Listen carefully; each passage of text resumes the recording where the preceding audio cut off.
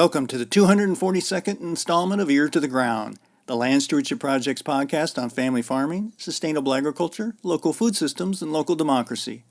I'm Brian DeVore, editor of the Land Stewardship Letter. In 1996, the USDA's Natural Resources Conservation Service produced a document called America's Private Land, A Geography of Hope. It's an extraordinary government publication, given its acknowledgement that industrialized monocultural farming systems have caused significant problems when it comes to the health of our landscape, and changes are needed if we're to head off ecological catastrophe.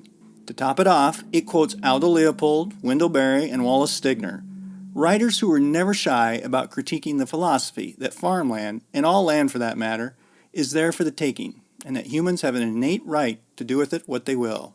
But the 80-page booklet is not just a report card on the negative impacts farming and ranching were having on our soil, water, and wildlife at the time.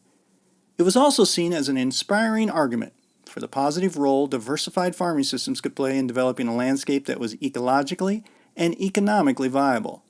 So inspiring, in fact, that when then Secretary of Agriculture Dan Glickman read a draft of the document, it moved him to tears. When I reread A Geography of Hope recently, I realized that although some of the data may be out of date, its message about the importance of working lands conservation is as relevant today as it was 25 years ago. Through maps, graphics, and writing that ranges from the matter-of-fact to downright lyrical, Geography of Hope lays out the environmental problems facing private lands that have been exposed to too much tillage, chemical inputs, and over-applications of manure from CAFOs. But then it goes on to, through case studies and big-picture examples, describe the potential creative, regenerative farming systems have for correcting these problems. One of the reasons A Geography of Hope was not your typical dry government document was that it was the brainchild of Paul Johnson, an Iowa farmer and former state legislator who has long promoted the idea that conservation of our natural resources and food production are not mutually exclusive. Before becoming the head of the NRCS in 1994, Johnson studied forestry and farmed near the Upper Iowa River in northeastern Iowa. During his tenure in the Iowa legislature, he was instrumental in establishing Iowa State University's Leopold Center for Sustainable Agriculture and the creation of a groundwater protection law that was once seen as a national model. Throughout his career, Johnson has adhered to a core philosophy that if we're to see conservation agriculture become more commonplace, it will require a social compact between farmers and the rest of society. It isn't just about enforcing certain rules or putting in place specific programs. Care of the land has to become seen as the right thing to do, and society has to figure out a way to give farmers the emotional and economical support to do that. One way to forge that connection is through the power of words, Johnson believes. He brought that philosophy with him to Washington, D.C. As a dairy and sheep farmer and someone who had run for office based on his farming background, he had the agricultural credentials, but Johnson was not afraid to wear his environmental colors. In his D.C. office, he displayed a picture of Rachel Carson, the author of the seminal environmental book Silent Spring. He was pressured to take it down, but refused. Johnson played a key role in the creation of the conservation title of the 1996 Farm Bill. Any farmer who has used Environmental Quality Incentives Program funds to put in a rotational grazing system or season-extending hoop house has him to thank. But A Geography of Hope may be his most public legacy. Johnson felt such a publication was needed not only to justify the NRCS's existence as a standalone conservation agency, but to highlight the key role private agricultural lands play in the health of the overall landscape. As the publication points out, half of the United States is in cropland, pasture, or rangeland. That meant, and still means, care of 50% of the country is in the hands of less than 2% of its citizens. Johnson feels strongly that farming can produce more than food and fiber. It can produce ecological health, and that sentiment is reflected in A Geography of Hope. Johnson got the title of the publication from Wallace Stegner, who had written that the preservation of the nation's last tracts of wildlands represented a, quote, geography of hope. Paul Johnson wrote in the foreword to the publication that Stegner was right, yet today we understand that narrowly circumscribed areas of natural beauty and protected land alone cannot provide the quality of environment that people need and want. We must also recognize the needs of America's private land and private landowners for us to truly have a geography of hope. Johnson's audience for his publication was policymakers. In fact, every member of Congress got a copy, as well as then-President Bill Clinton. But Johnson also saw a geography of hope speaking to the farmers who had to put in place effective conservation practices. After all, Johnson wanted them to be proud of the role they had played and could play in the future when it came to land stewardship. The former head of the NRCS is retired now and lives back on the farm he and his wife Pat own in northeastern Iowa. He's been slowed by a tractor accident, but is still an outspoken proponent of making farming a key player in a healthy ecosystem. As the 25th anniversary of the publication of A Geography of Hope approaches, I had the opportunity to sit down and talk with him about the important role farming can play in creating a healthy landscape. This podcast includes excerpts of that conversation. Paul Johnson started out talking about why commodity groups and other elements of the agriculture industry did not prevent publication of A Geography of Hope by a USDA agency, and why it's important for farmers to develop a kind of social compact with society at large. We let them see the first copies and things like that, get their comments, and they had a hard time saying no because, we put it in a positive light for farmers too, and that farmers were doing good things, and that, farming is really not single function. It should be multifunction. And a good farm also farms water, wildlife. We didn't say it, but biodiversity and carbon sequestration, all of those things. We added the aesthetics of the land too. If you don't do all of those things, you're not a good farmer. And I think that, we push sustainable agriculture, but I think multifunctional agriculture would have been a better way to put it. And we should do it today. We should really have a major effort that if you're a good farmer, you don't just farm corn and soybeans or rice or cotton. A good farmer, first of all, a good farmer has to farm water. Iowa gets 32 inches of precipitation a year, and it all falls on farmland.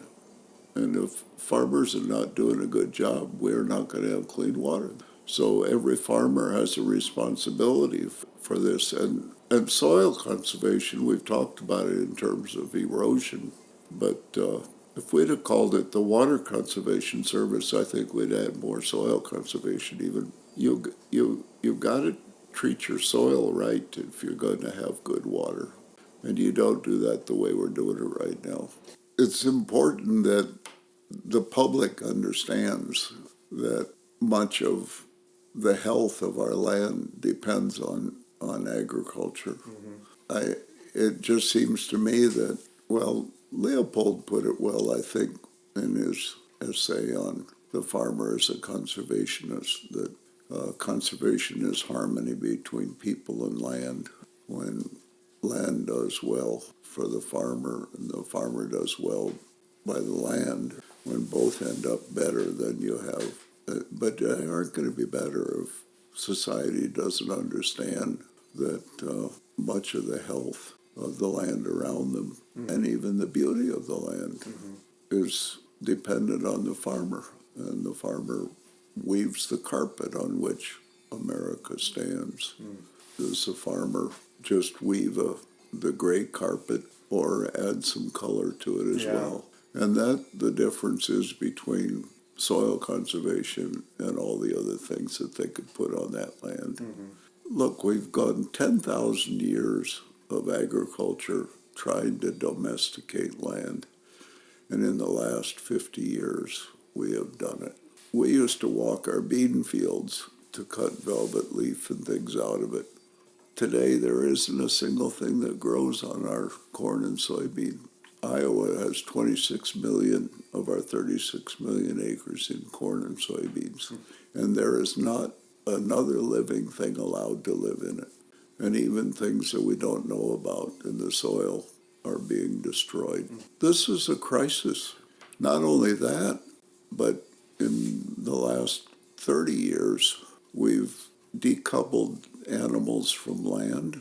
We've decoupled people from animals. No cow has a name anymore. And we're about to decouple land from people. Around here, probably a third of our land at least is not farmed by the people who own it. But agriculture is still denying and delaying. Until that changes, I don't think we'll. Agriculture is the part that has to move next.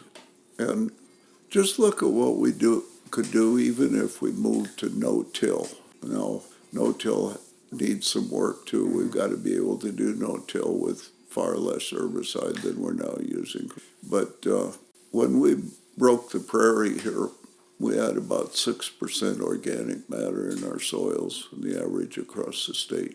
We're down to about 1% now. Going to no-till, not slicing the ground open at all anymore, will greatly improve our water quality. I think the future of agriculture is going to depend on a social compact with farmers and the public. Johnson and I also discussed how focusing too much on implementing conservation programs can distract from what should be the real goal, helping farmers practice a holistic stewardship ethic toward the land. First of all, conservation is never completed. We have farmers retiring and new ones coming on, and they all we have to start over with every one of them. And sometimes we have politicians who say, well, you've done it now. You haven't done it. And so I think that that's an important part of it. I also think that we end up focusing too much on a few programs and not enough on preaching the gospel of conservation. All of my speeches, I'd bring up an Aldo Leopold or somebody like that, and got to the point where people were telling me, Paul, you got to start talking about the programs and how much money they could get from them.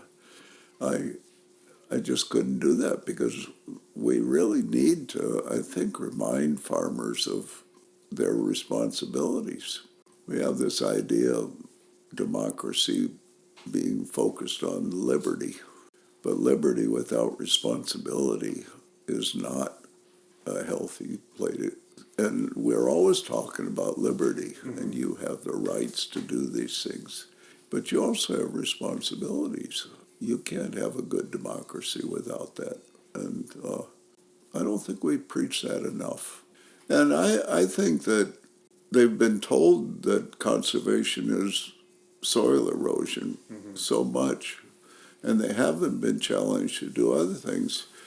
But when farmers do get into other things, they like them. When we first started doing buffers, the first ones were done in Ohio, and they did a pilot project, a 10-year project.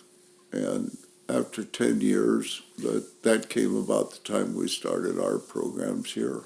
They found that their 10-year program expired, but most farmers were keeping them still. They did not plow them out even though they didn't get paid after that. We had the same deal with wetlands. You know, when I started working wetlands in Iowa, I was told, you better be careful. Somebody's going to shoot you in your back. Wetlands were just a no, absolute. Now we've got farmers saying, how can I get a wetland? And the farmers who have them say, it's the most interesting part of my whole farm. They really do. And I think good buffers do the same. And so we need to talk about those things, getting back to functional ideas again on agriculture. And I think it isn't just programs, but it's reminding farmers and challenging them and thanking them too. Between here and Des Moines, I've taken it 100 times or more, and I've watched farmers putting new buffers in and so on. And there's one place in particular that I really liked that I went by, and one day I said, I'm going to stop and say thank you to these people because they're just beautiful what they've done. And so I went, and there was an older woman working in her garden, and I came to her and said, you know, I've gone by here and I've watched you put this in and watch it develop, and I want to say thank you. And she started to cry. Oh. She said, nobody's ever done that. And nobody ever, First of all, I don't think most people know what they're looking at. And if you really stop and look at it, even my environmental friends, they don't look at the land. And if they knew what they were looking at, they would be able to say this is really good, or it's getting better, or this is really bad. But they don't do that. They don't even know what to look for. One of the problems with being in this work is you are aware of a lot of hurts on the land too, and it hurts every time you see it. And you realize that our soil conservation people have got to be out talking to those people, but we also need to be thanking the good ones, and I don't think we do. Finally, if a new edition of A Geography of Hope was published today, what would it look like?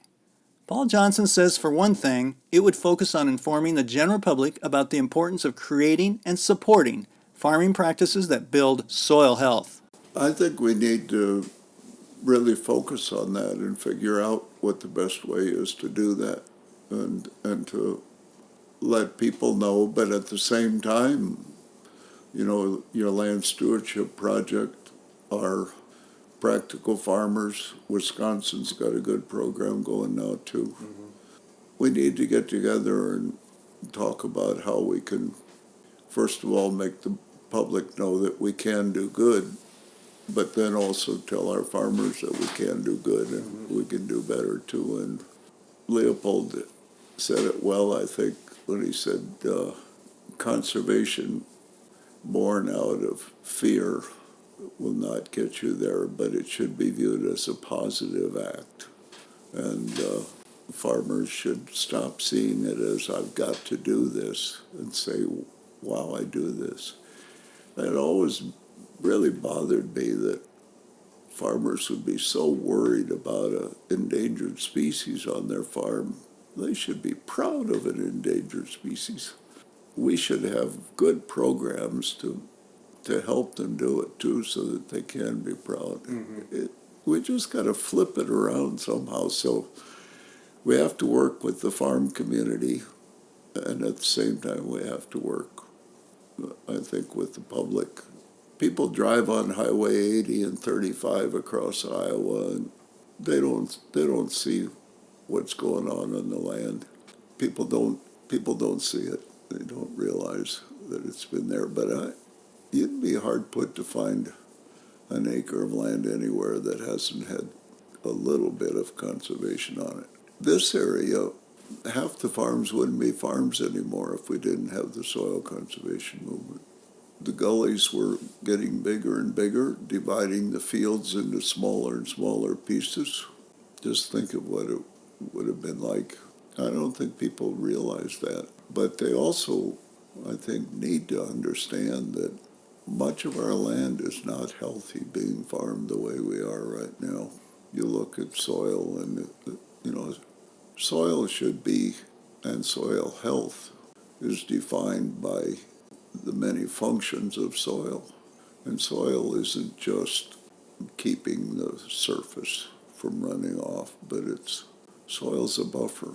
It's a filter. It's a place where there's a lot of very important life. And soil conservation has got to be all of those things and not just one, and that defines soil health, I think.